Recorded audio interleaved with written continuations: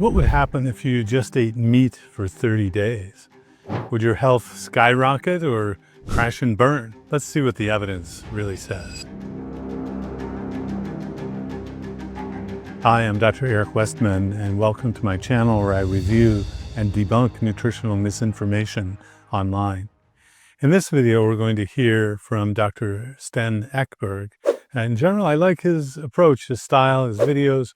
Let's see what he has to say about the carnivore diet. Be sure to listen to the end where I give you my final thoughts. Hello, health champions. What would happen if you only ate meat for 30 days? Well, there is this thing called a carnivore diet, and a lot of people are getting very interested in that because people are reporting health benefits. So they say that they've had weight loss plateaus that finally break through. They have gut issues that resolve, skin issues that resolve, even severe things like rheumatoid arthritis, inflammatory joint pain, autoimmune diseases tend to improve. People also say that their mood improves, their anxiety and depression decreases. But then on the other hand, there are people who say meat, absolutely not. Well, so let's just pause there for a moment. Where does this information come from? It's not from randomized controlled trials. At least I can't find any out of the carnivore diet. There is a survey of people who self-describe themselves as eating carnivore diet. The survey looked at their health parameters, how they felt, and it was published by a Harvard group. But just because it's published by Harvard, you have to look at the evidence within it, and it was really just a survey. So what he's talking about here, in general, I like Dr. Ekberg and the approach he uses. He has a clinical background and basis in where he's coming from. But to have people say that all of these things improve really are just anecdotes. It comes from the grassroots change of people changing their food. You don't need a doctor to change your food. You're really in charge of it yourself. So these anecdotes are groundswell, or they become case series, they then become cohorts, and it's interesting to try to get some science around this. And certainly there are anecdotes, I've heard of them. I'm trying to get anecdotes published so that I can get into the medical literature. Does that mean it's more credible? Possibly, but it's hard to publish every anecdote you hear. So we're in an interesting time where there are these purported benefits from people saying so, but we really do need more controlled, experimental, or at least following people for a while, following a diet that we know what they're doing. So it's an interesting time, and let's see what the possible downsides could be. The most common objection to the carnivore diet is that if you only eat one thing, you're too limited. You will develop deficiencies. You can't get all your nutrients from one thing. And when it comes to vitamins and minerals, we're always told that they come from fruits and vegetables.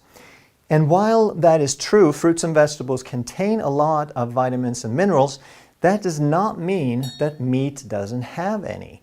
And meat actually has plenty if you eat enough.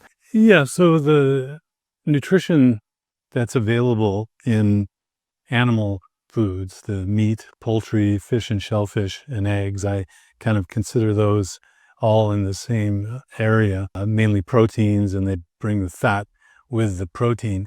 These are going to have the vitamins and minerals that you need. And it's important to know that the context, we're going to get into this in the middle, it's important to know the context of where information comes from.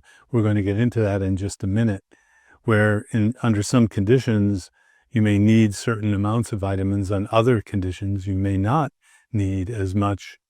As I teach this to people, the idea that there's only one way to do things has been ingrained in our minds. And traveling in different countries, it occurred to me that different kinds of diets are like driving on the other side of the road. If you are used to driving on the right-hand side of the road, and you then go to a country where they drive on the left-hand side of the road, it feels wrong. It feels weird, right? You feel unsafe, or like it's not the right thing to do. So you may feel that way. It's a feeling. when you start eating red meat, or when you go away from the traditional idea that saturated fat is bad, when the scientists really don't say that it's bad. They actually have come out with a paper where they all say that saturated fat is not a nutrient of concern for health. Just that hasn't percolated in through to the medical organizations. But you might feel weird eating more fat because you've always been told not to. I was talking with someone today who had been in Weight Watchers for years, and they have an entirely different way of teaching things. So that would be like the right-hand side of the road. Historically, fat is bad. You want to stay on the right side of the line, and different language about things. Now, on a carnivore diet or keto diet or low-carb keto diet, it may feel weird. It may feel wrong. But you have to understand the metabolism is entirely different. And so the compromise view is that under conditions of high carb eating, the saturated fat might be bad. But under conditions of low carb eating, saturated fat is not bad. Now, I'm of the mind that it never was bad, but you can see why some people make that compromise because so many people believe that saturated fat is bad. But the vitamins and minerals are not an issue to be worried about if you're eating a carnivore type of diet. That's really what the science says. But what happens is the body uses nutrients more efficiently. For example, with vitamin C, it competes with glucose for the transport mechanism. So the more glucose you eat, the less efficient your vitamin C is. When you cut back on carbs and glucose, then you can use your vitamin C more efficiently. And the same holds true for thiamine and magnesium, because people who go carnivore, they tend to not have deficiency. They don't get scurvy. They don't seem to have any low levels of these nutrients either. So the doctor makes some statements that I think are a bit of a stretch. To say that no one gets scurvy on a carnivore diet means that, well, we haven't observed anybody with it. And what does that mean in our clinical practice, or people online, influencers, or so the lack of a body of knowledge that systematically is studying people who are doing this, what they're eating, you're measuring all these things. We really don't know the entire picture, but we know that some people can have great benefits and not get scurvy. So I would love to see studies where we're looking at people following keto and carnivore types of diets, taking all comers, see who thrives on it, who doesn't like it, and try to help people who think they can't do it, that kind of thing. Much like back when exercise was thought to be the best thing. There were a lot of people who didn't want to exercise, and you had to figure out ways to get them to try to make it fun, get an exercise bike in the home, that sort of thing. It'd be nice to see resources put into helping people eat in this way. But so I think it's a stretch to say we never see these things. There was a paper recently where the headline or title was "A Carnivore Diet or Eating Meat Caused Scurvy," and they had pictures of the curly hair and that sort of thing. But when you read the detail of the article, it came from Asia, that a person was eating rice. So it wasn't truly a carnivore diet. I mean, you can't have much rice and be in that situation. And also what's not being emphasized here is that the metabolism is different. You're really into a keto type of metabolism, a low carb diet, when you do a carnivore diet. And I think that's some of the benefits that you may see by cutting those carbs out. You're actually getting something very similar to what I have been teaching for 2 decades now, which is a keto low carb diet with a little bit of vegetables. And will that change from the little vegetables to no vegetables, pure carnivore type of diet, make a big difference? I don't know yet. And I share the view of Dr. Ekberg that I don't see scurvy in people. I don't see it, but my view may be limited. That's my perspective. Now let's talk about why it might help and who might it help. And in order to understand that, let's go over a little scenario. That most people are not going to change anything until they feel really bad. They need to be sick. They need to want to improve something before they change for most people. So if they're sick and sad, or sick because they eat the standard American diet, sad, then what is the first thing that they'll probably change? Most people are going to hear the mainstream advice first. So they hear eat more fruits and vegetables. So they try that. Maybe it helps, maybe it doesn't. Then someone says, you got to cut out some of the junk food. You can't eat all that white bread and all that sugar and all that fried food. So they cut that out. Maybe they're better, maybe not. Next, someone says you're eating too many carbohydrates. You got to go low carb, high fat, or the ketogenic diet. And if that doesn't work, you need to eat fewer meals. You need to have longer fasting periods called intermittent fasting, which we talk a lot about on this channel. They try that, and by now, most people are going to feel a lot better. The vast majority of people will have resolved their problems. But what if you haven't? Now it's not just a matter of junk food and your basic metabolic issue. Now it's a little more detailed, and this is still pretty common. So now you might go keto paleo, that you cut most of the carbs out, but not just that, you also start cutting out all the dairy. You cut the cheese, the cream, the milk, you cut out even some of the vegetables that might irritate you. And if that helps, great. If not, now the next step would be an autoimmune diet. So now you start looking at the nitty-gritty. What are some of these plants? They might contain various compounds like lectin, and you cut those out. So these are people, they try many, many different things, and it's usually kind of a last resort to go carnivore. Yeah, that's an interesting display. It's an interesting sequence or following people along. I wouldn't say that's everyone's story, but a lot of people have that story. And some leapfrog all the way to just carnivore, and you don't have to go through that process.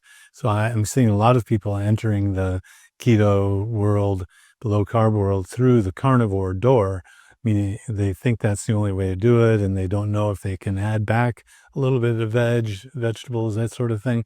But if you have kind of whittled away at all of these things, what we're leading to is you may have been eliminating possible irritants and offenders, and that may be part of the strength of the carnivore diet, as Dr. Ekberg is going to get into now.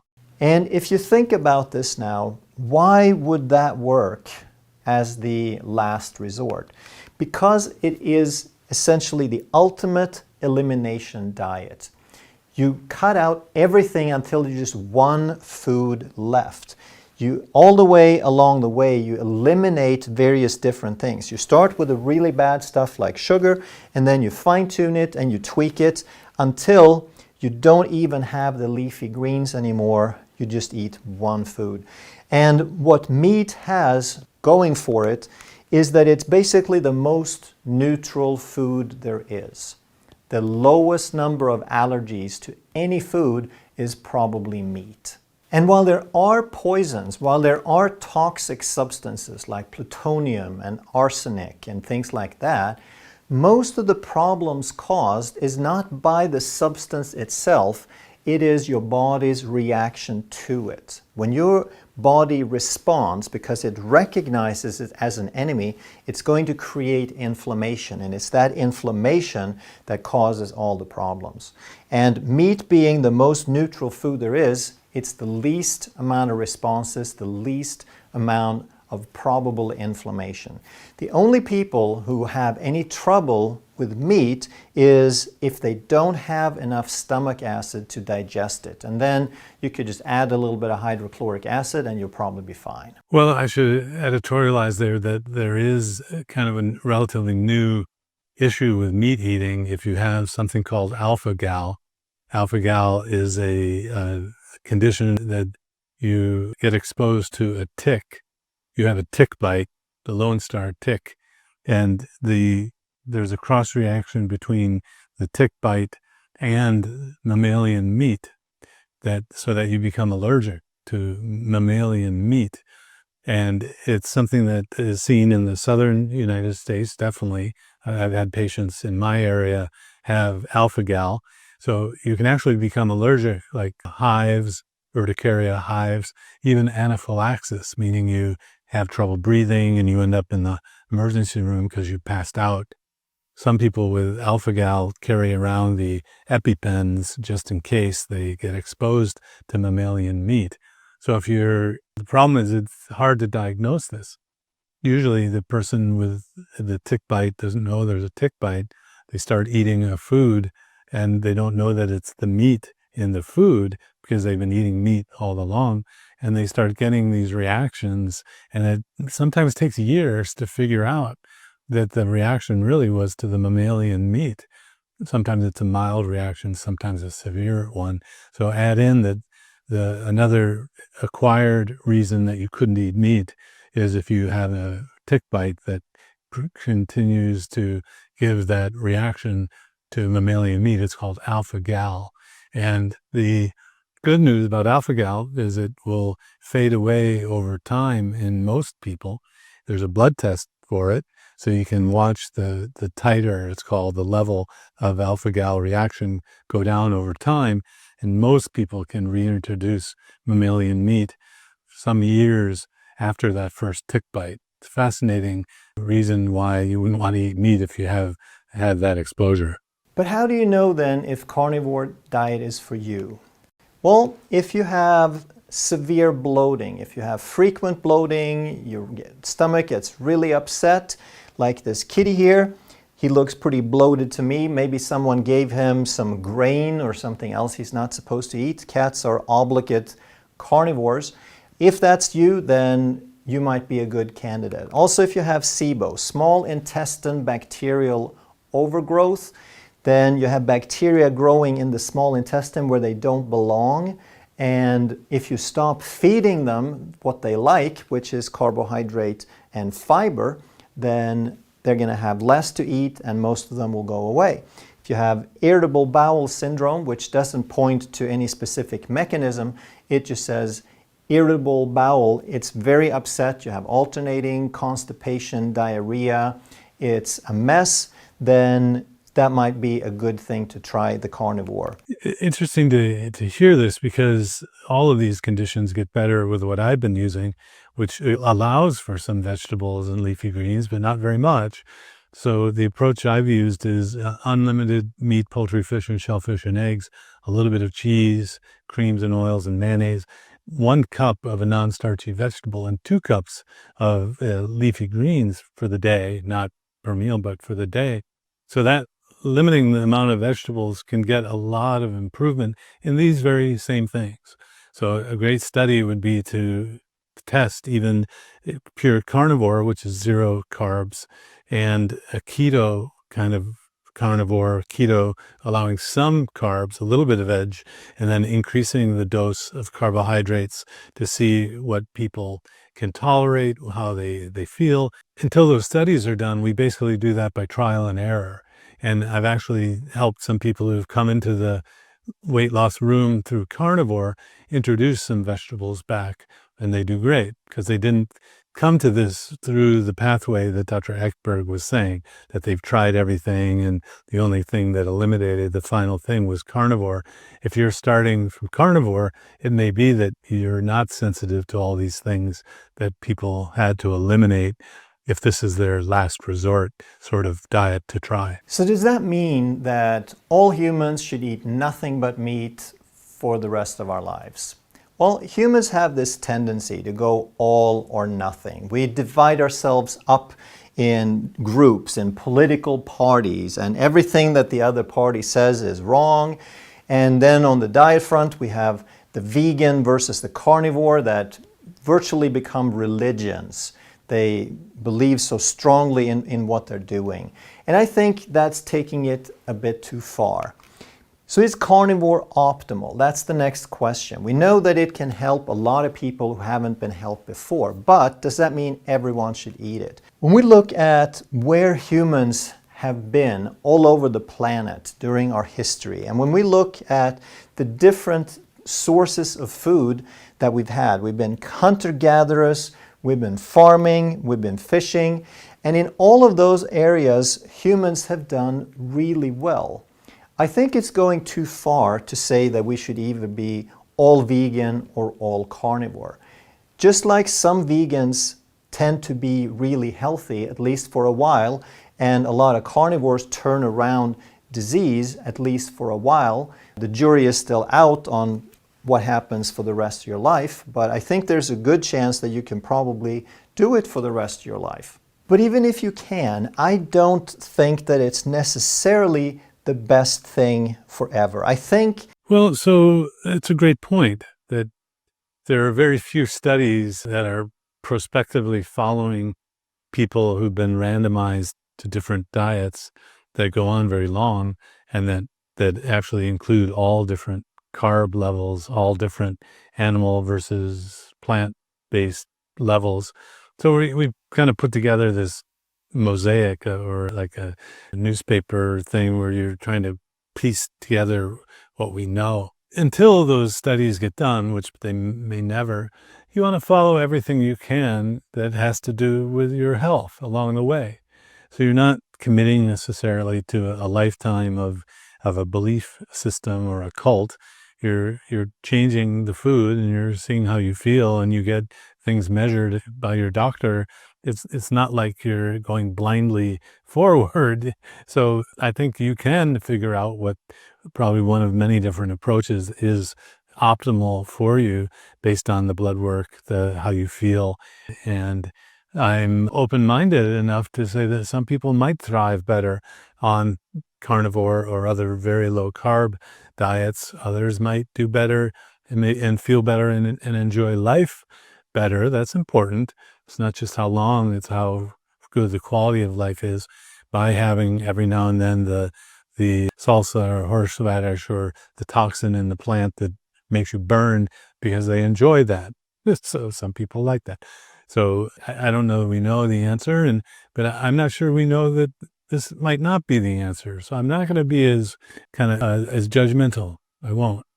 That there is something to be said for variety. I think your microflora tends to be more varied, and I believe that is a good thing if you eat a more varied food. So I would suggest that if you have any of the problems that we discussed here, then I would suggest, I don't think you have anything to lose really, is to do 30 days, or maybe start with a week and just see how it goes, and if you're okay, then do 30 days and see how you feel. And if most of your problems are gone, then maybe you want to go a little longer, maybe 3 months, maybe 6 months. However, in my opinion, in my experience, I think that it would be better to add in some variety over time. And I don't know this for sure. This is based on my knowledge and my clinical experience, that I think variety in the long run is a little bit more optimal. So then, if you're feeling a whole lot better, then try some very neutral plants, some things that you believe would be well tolerated. And if you do well, then you try a little bit more. If you feel worse, then maybe you are someone who would do well to stay on carnivore. Yeah, so I think that's a reasonable approach from a clinician. And the science part of me, I'm a clinician and a scientist, says, well, what we really don't know, I wouldn't necessarily say, like a lot of my colleagues do it until you resolve the problem and then stop it. Well, what do you go to? What do you do? So you can measure everything you can about your own health and follow things that way. Because again, this as a grassroots movement where we're getting information at this level, it's not coming from randomized trials and from academia here. We're getting information from here. And as always, be careful about the source of information that you're taking. I think Dr. Ekberg is an excellent source, very comprehensive review here. I get 2 thumbs up on this video for the information there. I'm not quite sure we know the answer, and he even said that we don't know which diet is best in the long run, but you may be able to figure out which diet you feel best on for yourself. It might not be what the general recommendation is. That I see a lot of people struggling with that, but I can help you understand that there are just different ways of doing things. I'm not sure about the hormesis idea that maybe having a little bit of vegetables will keep you able to fight off the other vegetables, so to speak. That might be something to do another study on. I like the idea of leaky gut. I like the idea of leaky gut as a pathogenic, as a mechanism of why things happen, and that it heals when you cut out a lot of carbohydrates. So a low carb, keto, and carnivore diet can fix leaky gut, which is the rationale for why it would fix these autoimmune problems. So it's very interesting to see the change from the, low fat to low carb. And then the latest study from Stanford, which basically said, in a small sample, I understand and admit, but that the extremes, the ultra low fat, the ultra low carb, actually had similar effects metabolically on insulin resistance and weight loss over the period of that study. So it could be that there are lots of ways to do this and that we don't know the perfect way. It may be that there are many ways to be healthy with the diet that you are following. If you like this, please like, subscribe, ring the notification bell. Look for new content on Wednesdays and Fridays. If you enjoyed this video, consider joining our YouTube membership for early access and exclusive live Q&As with me. Just click the join button below or support us with a PayPal in the description.